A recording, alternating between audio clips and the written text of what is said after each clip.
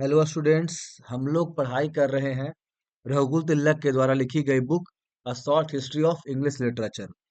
ये English literature पढ़ने के लिए काफ़ी इजी बुकों में से एक है। और अभी हम लोग नोवेल सेक्शन में हैं। Chapter number 15, a brief survey of English novel up to Fielding and Goldsmith. हम लोग पूरे हिस्ट्री ऑफ इंग्लिश लिटरेचर को डिटेल में अच्छे तरीके से सिंपल लैंग्वेज में समझने की कोशिश कर रहे हैं। आज के दिन हम लोग पढ़ेंगे हेनरी फील्डिंग। इससे पहले हम लोगों ने इससे पहले तक की चीजों को पढ़ा है। और लास्ट क्लास में हमने जोनाथन स्विफ्ट को पढ़ा था और four wheels of English novel के बारे में पढ़ा था। और आज हम लोग पढ़ेंगे हेनरी फील्डिंग को। तो Henry Fielding, the father of English novel. तो हेनरी फील्डिंग को the father of English novel कहते हैं। ये चार जो मुख्य नाम है, the four wheels of English when और English novel, that is Henry Fielding, Richardson, Smollett and Sterne. इसमें से जो सबसे बड़ा नाम है वो हेनरी फील्डिंग का नाम है, इसीलिए इनको the father of English novel भी कहते हैं। हेनरी फील्डिंग का लाइफ स्पैन 1707 टू 1754 रहा। ये सबसे बड़ा नाम है नोवेल में, इसीलिए इनको फादर ऑफ इंग्लिश नोवेल भी कहते हैं।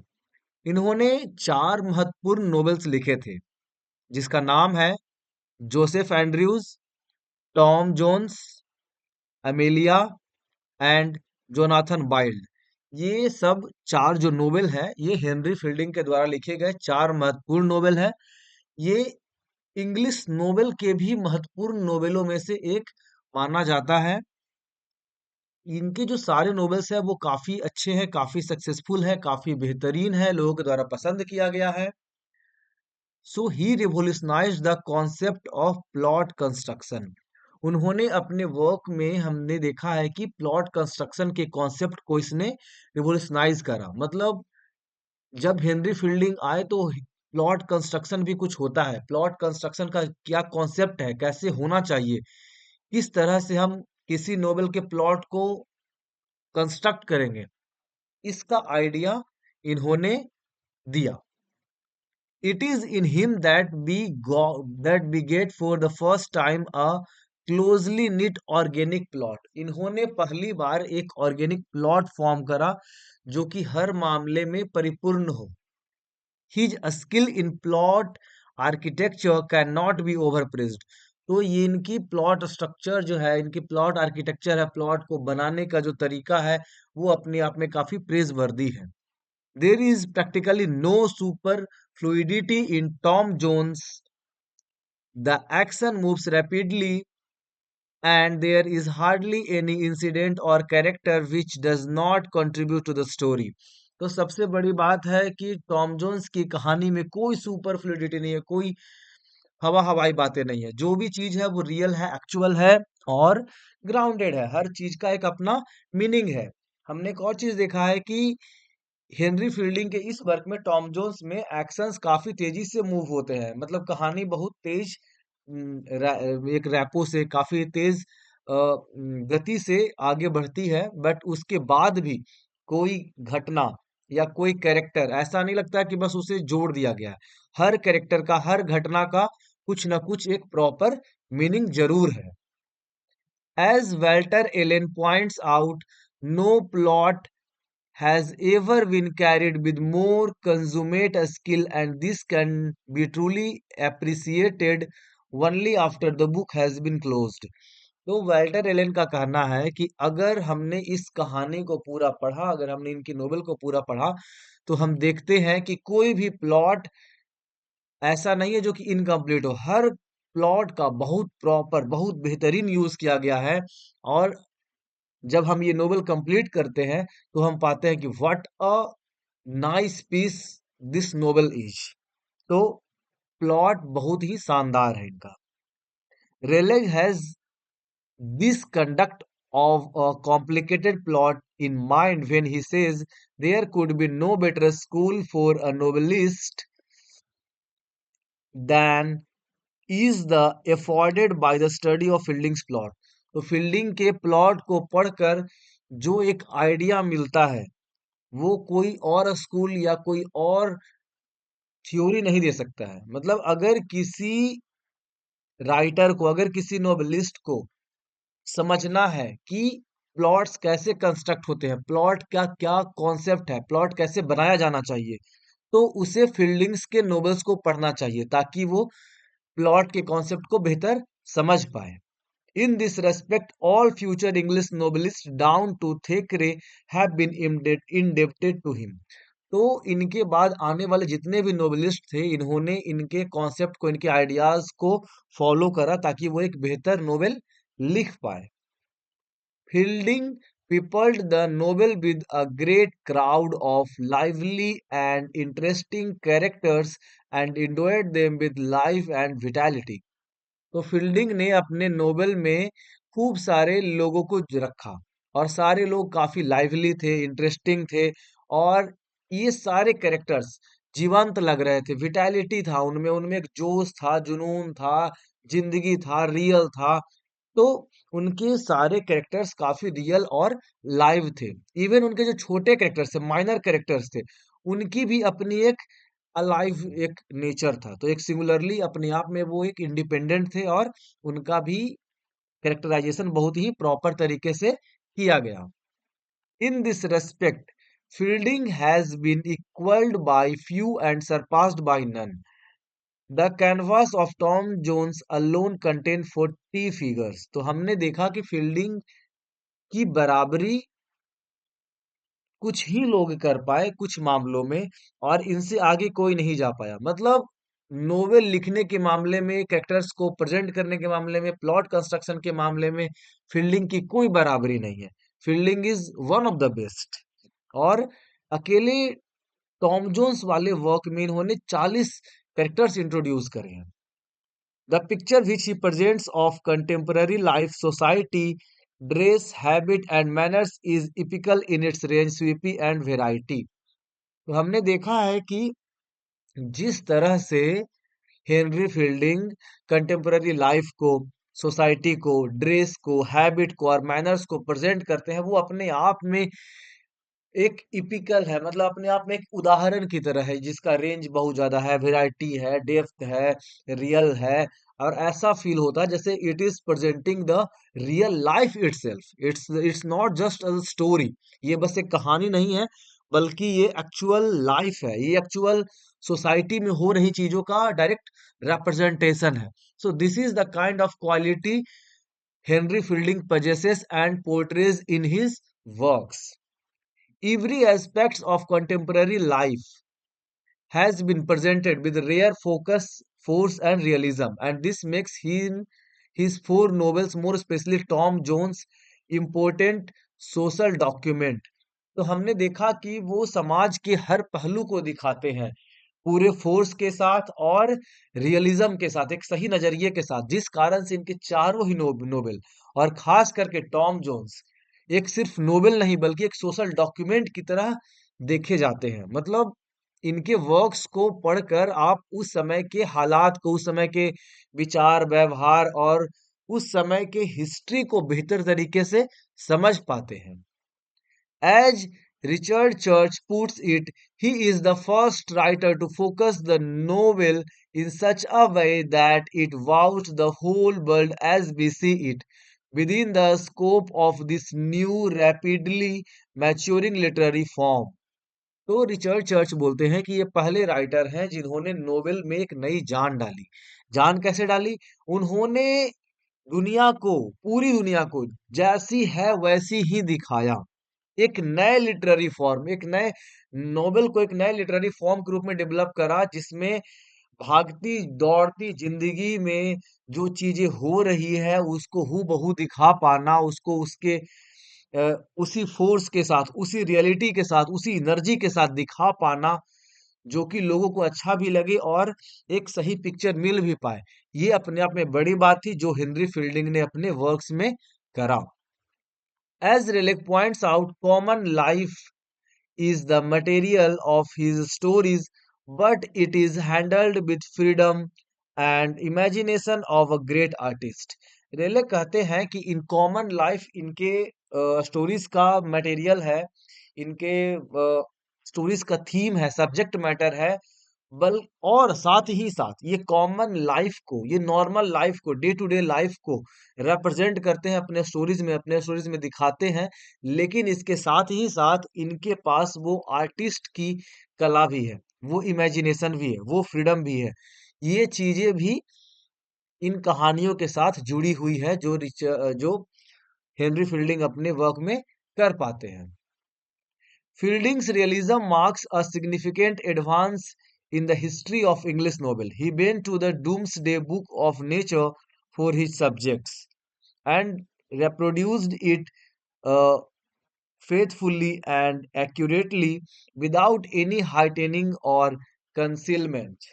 तो हमने देखा है कि इनका रियलिज्म जो है एक खास इम्पोर्टेंट फैक्टर है चीजों को हूबहू प्रेजेंट करना, और ये इंग्लिश नोवेल में के लिए नया है। पहले इंग्लिश नोवेल कहीं न कहीं रियलिज़्म पे आधारित था, या कहीं न कहीं उतने एक्चुअल ग्राउंड्स को, एक्चुअल चीज़ों को उस तरह से नहीं दिखा पाता था, जिस तरीके से हेनरी फील्डिंग ने दिखाया। तो बिना किसी चीज़ को छुपाए, बिना ज़्यादा किसी चीज़ को बढ़ाए-चढ़ाए, इन्होंने अपने सब्जेक्ट मैटर में रियलिटी को, रियल पिक्चर को बहुत अच्छे तरीके से प्रेज़ेंट करा। Fielding's realism is also seen in the fact that he invariably gives a local habitation and a name to his scenes. He was the first English novelist to localize his scenes. तो इन्होंने पहली बार English scenes को localise करा था। जो local habitants है, जो local एक फ्लेवर है, उस लोकल फ्लेवर को इन्होंने अपने वर्क में ऐड करा था। तो ये लोकल फ्लेवर इनके वर्क्स में हमें देखने को मिलता है। Fielding was the first to infuse the novel with refreshing and preserving element of humor. तो फील्डिंग ने पहली बार नोबेल में रिफ्रेशिंग और प्रिजर्विंग एलिमेंट्स ऑफ ह्यूमर को ऐड करा, ह्यूमर को बहुत अच्छे तरीके से ऐड किया फील्डिंग ने, हेनरी फील्डिंग ने। ह्यूमर के बारे में कहा जाता है कि humour, if humour used in a proper way, humour can, और humour acts like a soul to the literary work. तो ह्यूमर बहुत इंपॉर्टेंट होता है किसी भी लिटरेरी वर्क में।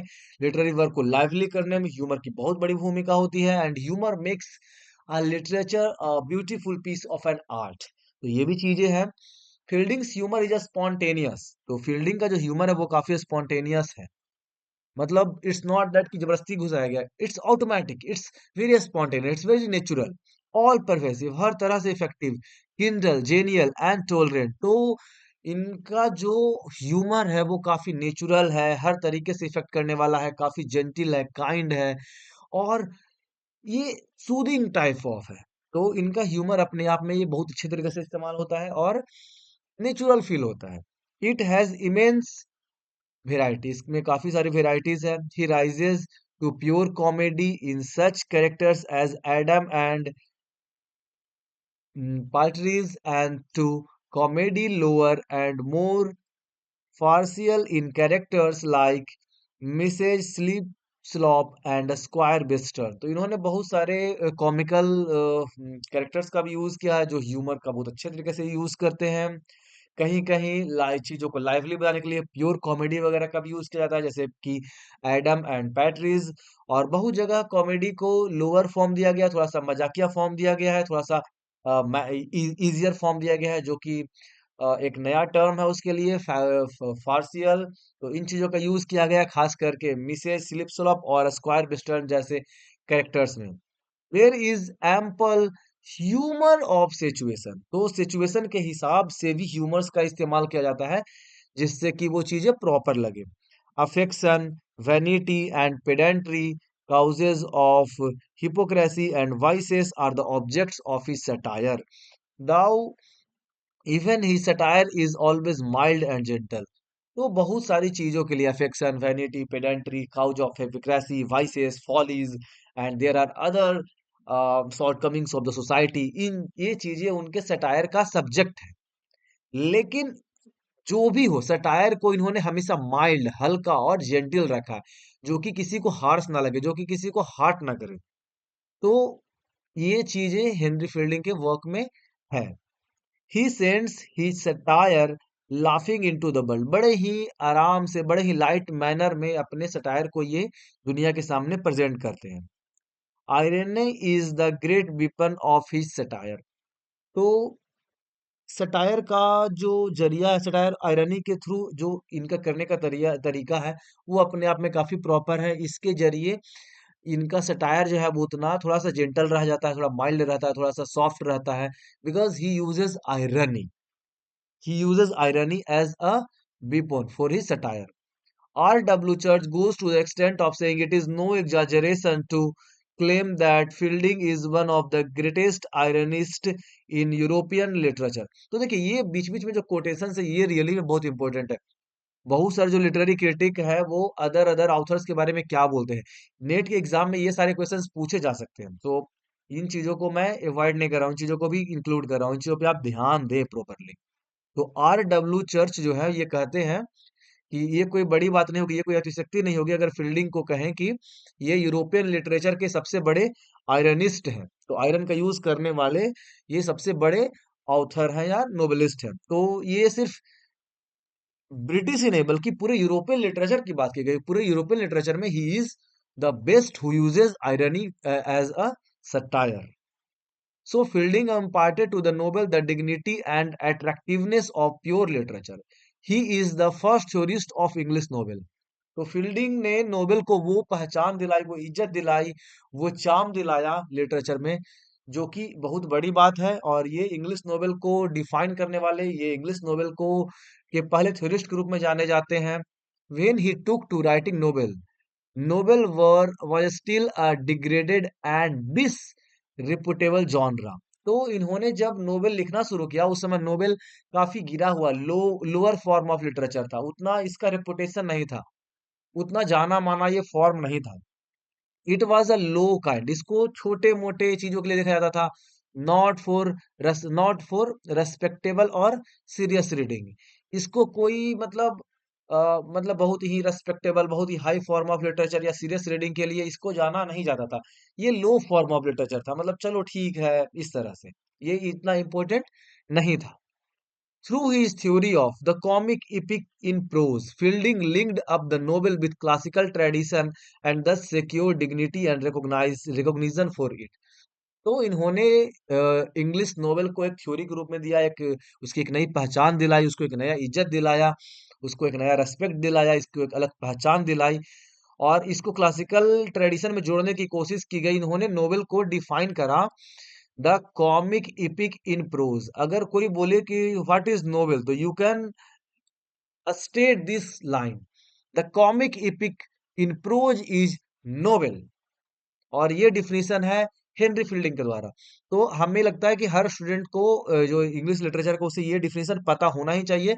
Novel is comic epic in prose और the comic epic in prose is novel. तो ये डिफिनीशन दिया हेनरी फील्डिंग ने, और इस तरह से इसे क्लासिकल ट्रेडिशन में जोड़ा, और इस तरह से नोवेल को एक अलग पहचान मिली, एक अलग इज्जत मिला। अब इपिक जो फॉर्म होता है ये ग्रैंड फॉर्म ऑफ नोवेल माना जाता है, और sorry the grand form of literature माना जाता है। लिटरेचर का सबसे जो ग्रैंड फॉर्म, जो सबसे बेहतरीन फॉर्म है वो है इपिक। और कॉमिक इपिक इन प्रोज हो गया, वो हो गया novel. The initial chapters and incidental comments scattered all through Joseph Andrews and Tom Jones reveal the richness of his brain and the thought he had given to the formulation of a theory of his own art। तो हमने देखा है कि शुरुआती chapter और कुछ जो comments इधर उधर देखने को मिलते हैं जोसेफ एंड्रयूज और टॉम जोन्स में, इससे देखने को मिलता है उनका थॉट प्रोसेस कितना रिच है। richness of his ideas, तो richness of brain मतलब richness of his ideas and thoughts, his imagination। तो ये इन चीजों में हेनरी फील्डिंग काफी रिच है, काफी ब्रॉड है, काफी बेहतरीन चीजें अपने नोवेल में ये प्रेजेंट करते हैं। In short he gave to the novel a large wider higher and deeper range. इनके आने से नोबेल को एक नई पहचान मिली, एक बड़ा लार्जर स्केल मिला, इनके अलग डेप्थ तक नोबेल गया, और नोबेल के डेवलपमेंट में, नोबेल के ग्रोथ में, नोबेल को उस पहचान दिलाने में इनकी बहुत बड़ी भूमिका रही। इनको फॉलो करके बहुत सारे आने वाले समय में नोबेलिस्ट ने इन चीजों को फॉलो करके नोबेल ट्रेडिशन को आगे बढ़ाया। There is enormous range of suggestions in Fielding. Fielding को पढ़ के हमें बहुत कुछ सीखने को मिल सकता है। Sainsbury rightly remarks that almost every kind of novel exists potentially in his four। तो इनके चार novel, Jonathan Wild, Amelia, Tom Jones and Joseph Andrews, ये चारों वर्क में हम देखते हैं नोबेल के हर क्वालिटीज इन चारों वर्क में मिल जाती है। अगर कोई आदमी इन चारों वर्क को पढ़ ले तो नोबेल की इसको एक बेहतर अंडरस्टैंडिंग हो जाएगी, और नोबेल का जो रेंज हो सकता है, नोबेल का जो दायरा हो सकता है हर पॉइंट ऑफ व्यू से, वो सारे ये चारों नोबेल में किसी भी ऑथर को या किसी भी रीडर को या किसी भी स्टूडेंट को ये चीजें मिल सकती है। The range of subject which he suggests to other is almost an inexhaustible and varied as life itself. तो जो रेंज ऑफ सब्जेक्ट है इनके नोवेल्स में, वो लाइफ की तरह है, एकदम वैरिड और कभी ना खत्म होने वाला।